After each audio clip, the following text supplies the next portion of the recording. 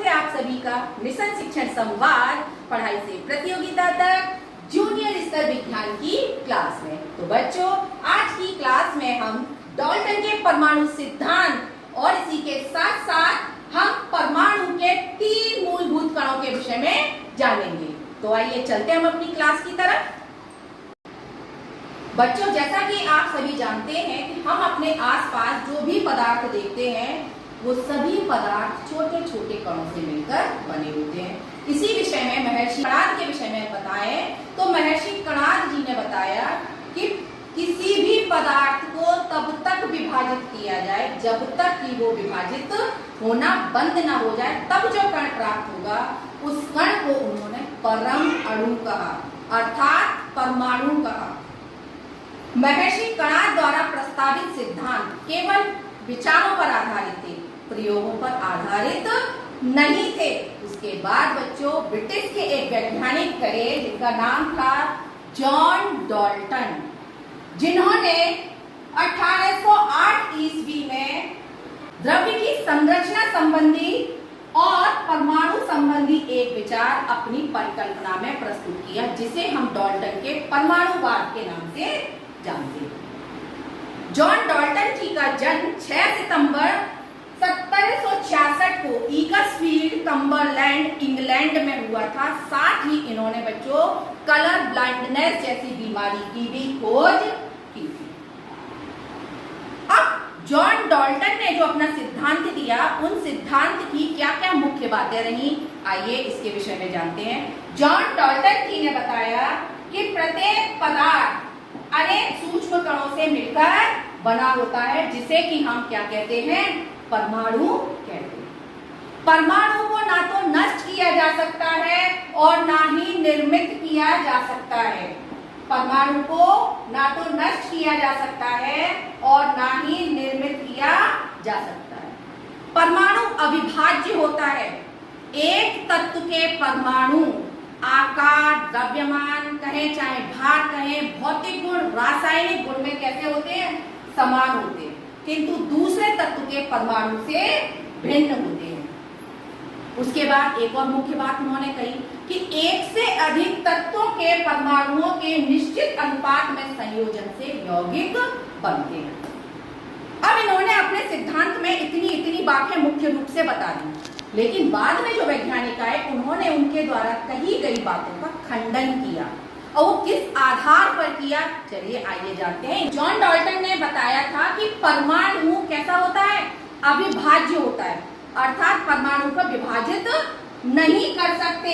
लेकिन हमने जाना, कई वैज्ञानिकों ने यह सिद्ध किया कि परमाणु के अंदर 3 मूलभूत कण होते हैं, इलेक्ट्रॉन, प्रोटॉन और न्यूट्रॉन, अर्थात परमाणु को भी और अन्य कणों में विभाजित किया जा सकता है। इसके बाद जॉन डाल्टन ने यह भी बताया था कि किसी तत्व के परमाणु आकार, भार, द्रव्यमान, भौतिक गुण हो चाहे रासायनिक गुण हो, उसमें कैसे होते हैं, समान होते हैं। लेकिन व्यवहारिक रूप में हम देखते हैं कि कई तत्वों के परमाणु अपने घनत्व और द्रव्यमान में भिन्न भिन्न होते हैं।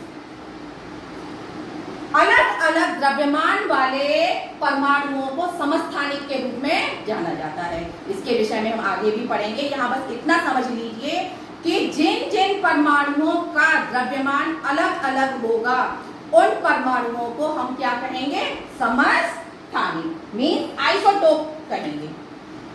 उदाहरण, जैसे हम हाइड्रोजन के 3 समस्थानिक होते हैं। हाइड्रोजन के 3 समस्थानिक होते हैं, जिसमें क्या है, प्रोटियम, ड्यूटेरियम और ट्राइटियम। प्रोटियम को आप देखेंगे तो हम कैसे लिखते हैं, 1H1, deuterium 1H2, tritium 1H3। जिसमें आप देखेंगे ये जो 1 नंबर आप देख रहे हैं, कौन सा नंबर, ये 1, ये क्या है, ये परमाणु क्रमांक है। और यहाँ पर जो आप ऊपर की तरफ देख रहे हैं, ये क्या है, द्रव्यमान संख्या, जिसे हम परमाणु भार भी कहते हैं। इतनी बात क्लियर हो गई। अब यहाँ आप कंफ्यूज होंगे कि परमाणु भार ये ऊपर ही क्यों, नीचे भी तो हो सकता है। तो यहाँ इतनी सी बात आप ध्यान में रख लीजिए कि परमाणु भार, हमेशा हम भार को कहाँ पे उठा के चलते सिर के ऊपर उठा के चलते हैं, इसीलिए इसको हमेशा ऊपर की तरफ रखते हैं। अब ये होता क्या है, नाभिक में उपस्थित, यहाँ आप देखेंगे ये परमाणु है और ये क्या है इसका नाभिक। तो नाभिक में उपस्थित क्या प्रोटॉनों प्लस न्यूट्रॉनों की संख्या को हम क्या कहते हैं, द्रव्यमान संख्या, जिसे हम A प्रतीक से प्रदर्शित करते हैं। तो ये यहाँ क्या है, ये इसका क्या है, द्रव्यमान संख्या है, जिसे हम परमाणु भार कहते हैं। अब बात आई परमाणु क्रमांक की, तो परमाणु क्रमांक क्या है, परमाणु क्रमांक नाभिक में उपस्थित प्रोटॉनों की संख्या, केवल क्या प्रोटॉनों की संख्या को हम परमाणु क्रमांक कहते हैं। या हाइड्रोजन के 3 समस्थानिक होते हैं, क्या, प्रोटियम, ड्यूटेरियम और ट्राइटियम। यहां पर आप देखेंगे कि इन तीनों समस्थानिकों के नाभिक में एक ही प्रोटॉन है, लेकिन न्यूट्रॉनों की संख्या अलग है। किस प्रकार से अलग अलग है, इन शॉर्ट आपको बताएंगे। आप यहाँ देखेंगे कि protium 1H1, deuterium 1H2, tritium 1H3। यहाँ पर जो एक है ये क्या है, एटॉमिक नंबर, जिसे हम परमाणु क्रमांक कहते हैं। ये क्या है, द्रव्यमान संख्या, जिसे हम परमाणु भार कहते हैं। इस द्रव्यमान संख्या से हम न्यूट्रॉनों की संख्या फाइंड आउट कर सकते हैं। इसके बाद उनकी एक और मुख्य बात रही, वो क्या थी कि परमाणु को ना तो नष्ट किया जा सकता है और ना ही निर्मित किया जा सकता है। लेकिन इस बात का भी खंडन किया। किस प्रकार से किया, जितनी भी हम न्यूक्लियर रिएक्शन देखते हैं, चाहे वो फ्यूजन हो चाहे वो फिजन हो, उसके अंतर्गत परमाणु नष्ट भी होते हैं और निर्मित भी होते हैं। जैसे अगर हम फ्यूजन की बात करें, हाइड्रोजन बम, और हम किसकी बात करें, फिजन यानी मॉलिक्यूलर बम, अणु बम, इसमें परमाणुओं को नष्ट और पुनर्निर्मित करने की प्रक्रिया शामिल होती है। वो किस प्रकार से, आप देखेंगे जब ये प्रक्रिया होती है तो परमाणु के नाभिक की संरचना बदल जाती है और नए तत्व और ऊर्जा उत्पन्न होती है। उदाहरण के लिए हाइड्रोजन बम में हाइड्रोजन के परमाणु एक साथ मिलकर हीलियम का निर्माण करते हैं। किस प्रकार से, अगर हम बात करें किसकी, हाइड्रोजन बम की, किसकी, फ्यूजन प्रक्रिया, न्यूक्लियर फ्यूजन की बात करें तो हाइड्रोजन के 2 आइसोटोप, हमने 2 आइसोटोप आपको बताए थे, प्रोटियम, ड्यूटेरियम और ट्राइटियम। तो यहाँ बात करेंगे हम केवल ड्यूटेरियम और ट्राइटियम की। तो ड्यूटेरियम और ट्राइटियम आपस में क्या करते हैं, आपस में अपनी बॉन्डिंग करते हैं और क्या बनाते हैं, हाइड्रोजन बम। न्यूक्लियर फिजन में क्या होता है बच्चों, न्यूक्लियर फिजन में एक भारी परमाणु कौन सा है, यूरेनियम, न्यूट्रॉन से टकराकर टूटता है। जब ये न्यूट्रॉन से टकराकर टूटता है, जिससे छोटे परमाणु न्यूट्रॉन और ऊर्जा उत्पन्न होती है, और ये न्यूट्रॉन अन्य परमाणुओं को तोड़ता हुआ जाता है और ये श्रृंखला इसी प्रकार आगे चलती रहती है, जिससे अधिक मात्रा में ऊर्जा उत्पन्न होती है। तो यहाँ पर आपने देखा कि परमाणु को नष्ट भी किया जा सकता है और निर्मित भी किया जा सकता है। इसीलिए जॉन डाल्टन का जो सिद्धांत था वो सफल नहीं हुआ। तो बच्चों, आपने जॉन डाल्टन के सिद्धांत के विषय में जाना। अब जानते हैं परमाणु के 3 मूलभूत कण के विषय में। तो बच्चों, परमाणु का जो सबसे मुख्य भाग होता है वो क्या कहलाता है, नाभिक। ये परमाणु का सबसे मुख्य भाग होता है, जिसकी खोज जॉन डाल्टन ने की थी। और परमाणु, जिसे कि हम अंग्रेजी में एटम कहते हैं, ग्रीक भाषा के एटमोस से लिया गया है, जिसका अर्थ होता है जिसे काटा ना जा सके। उसके बाद बच्चों एक वैज्ञानिक आए, रदरफोर्ड ने ही परमाणु के नाभिक की खोज की थी, जिन्हें हम परमाणु विज्ञान के पिता के रूप में भी जानते हैं। रदरफोर्ड के बाद बच्चों इनके एक दोस्त, जिनको हम क्या कहते हैं, गोल्डस्टीन।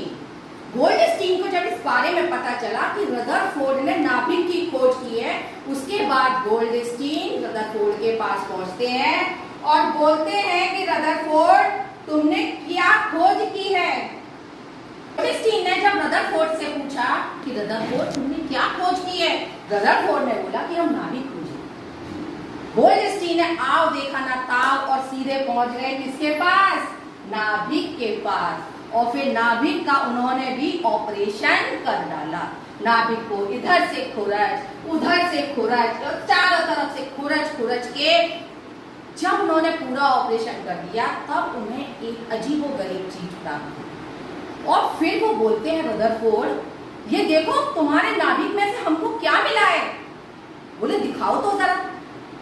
लेकिन यहाँ गोल्डस्टीन ने एक बहुत बड़ी भूल कर दी, जैसे कि आप सभी लोग गलती कर देते हो कि उन्होंने अपने द्वारा की गई खोज को कोई भी नाम नहीं दिया।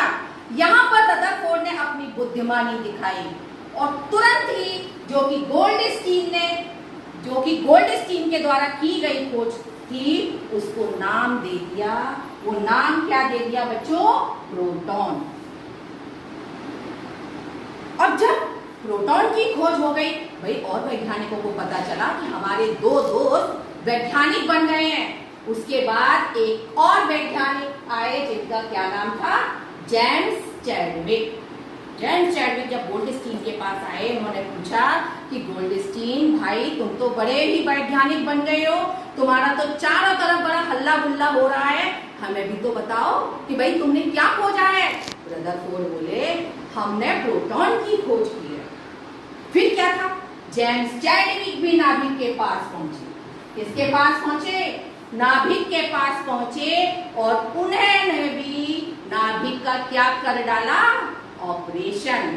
और ऑपरेशन करके उन्होंने नाभिक को हर तरफ से खुरचा, इधर से खुरच, इधर से खुरच, इधर से खुरच और खुरच खुरच के आखिरकार सफलता प्राप्त कर ली और उन्हें भी एक कण की प्राप्ति हुई।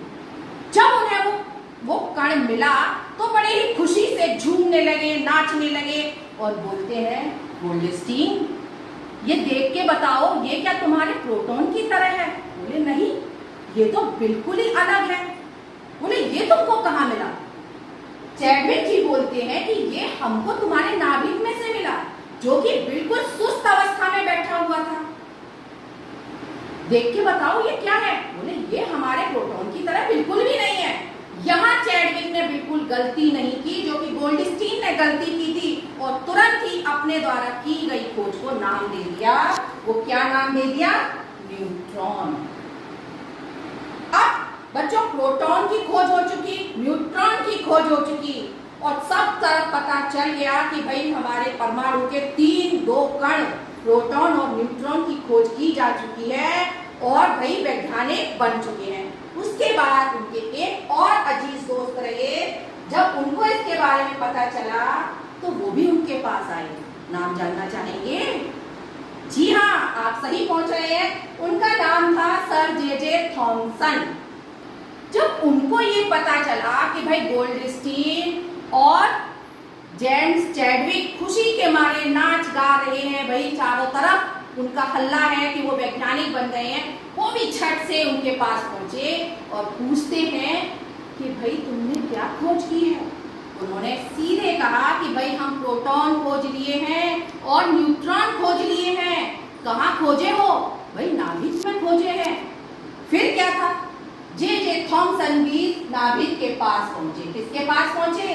नाभिक के पास पहुंचे, लेकिन वो नाभिक के अंदर नहीं गए क्योंकि उनको बहुत जल्दबाजी थी, भाई उनको भी वैज्ञानिक बनना था। और वो नाभिक के बाहर, कहां पर? नाभिक के बाहर की तरफ उसको क्या करने लगे? ऑपरेट करने। उन्होंने भी भाई नाभिक के बाहर इधर से खुरच, इधर से खुरच, चारों तरफ से खुरच खुरच के उन्होंने भी सफलता प्राप्त कर ली और उनको भी एक कण प्राप्त हुआ।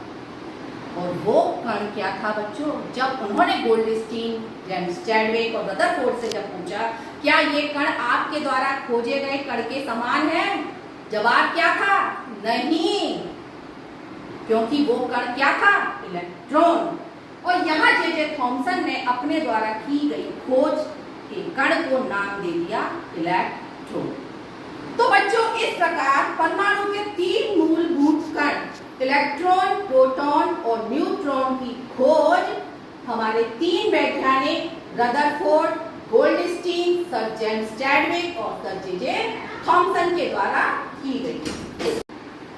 अब बच्चों इलेक्ट्रॉन, प्रोटॉन और न्यूट्रॉन की खोज हो गई। अब बारी आती है इलेक्ट्रॉन, प्रोटॉन और न्यूट्रॉन के बारे में विस्तृत रूप से जानने की कि आखिर ये 3 मूलभूत कण की क्या-क्या विशेषताएं हैं। तो चलते हैं अगले क्रम में। इलेक्ट्रॉन, बच्चों इलेक्ट्रॉन की खोज हमने जाना कि जे थॉमसन के द्वारा की गई थी। किसके द्वारा? Sir J Thomson. इसका प्रतीक क्या होता है?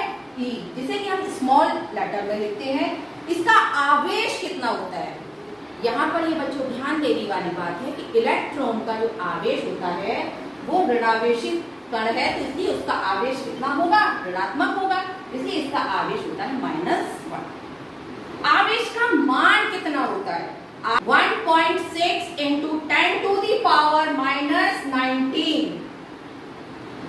एक बात विशेष रूप से ध्यान दीजिएगा, ये आवेश का मान जो आप देख रहे हैं ये किसमें है? ऋणात्मक।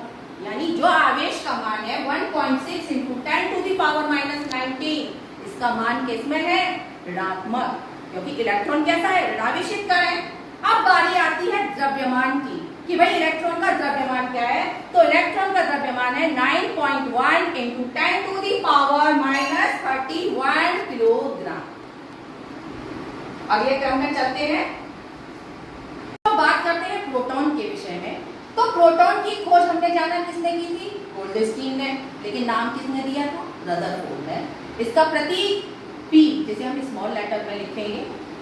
आवेश, क्योंकि ये धनावेशित कण है इसलिए इसका मान कितना होगा? +1। तो बच्चों प्रोटॉन का आवेश कितना होता है? प्रोटॉन के आवेश का मान 1.6 इंटू 10 टू दी पावर -19, क्या? कूलम। क्योंकि हमने इलेक्ट्रॉन के आवेश के बारे में भी जाना था, उसका मान भी जस्ट इतना ही था, लेकिन वहां क्या था? माइनस में था, यहाँ किसमें है? प्लस में। इतनी बात क्लियर हो चुकी। द्रव्यमान की बात करें तो बच्चों द्रव्यमान का मान 1.6 इंटू 10 टू दी पावर -27, किसमें? किलोग्राम। ये था प्रोटॉन के विषय में। अगले क्रम में हम जानते हैं न्यूट्रॉन के बारे में। चलते हैं न्यूट्रॉन के बारे में जानते हैं। तो न्यूट्रॉन की खोज हमने अभी जानी थी कि न्यूट्रॉन की खोज किसने की थी? जेम्स चैडविक ने। इसका प्रतीक क्या है? Small n। आवेश, जैसा कि हमने जाना था, क्योंकि ये परमाणु के नाभिक में सुस्त अवस्था में पड़े हुए थे, इसलिए इनके आवेश का मान कितना होता है? उदासीन कण है, इसलिए आवेश का मान 0। द्रव्यमान, द्रव्यमान कितना होता है? 1.6 into 10 to the power -27 kilogram. तो ये था बच्चों इलेक्ट्रॉन, प्रोटॉन और किसके बारे में? न्यूट्रॉन के बारे में। तो हमने जाना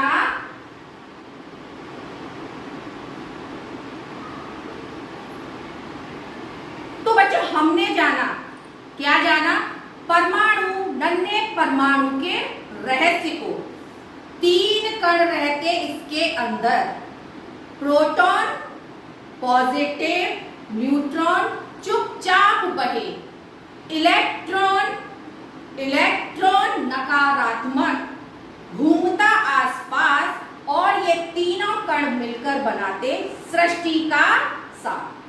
तो बच्चों आपने इलेक्ट्रॉन, प्रोटॉन और न्यूट्रॉन के विषय में जाना।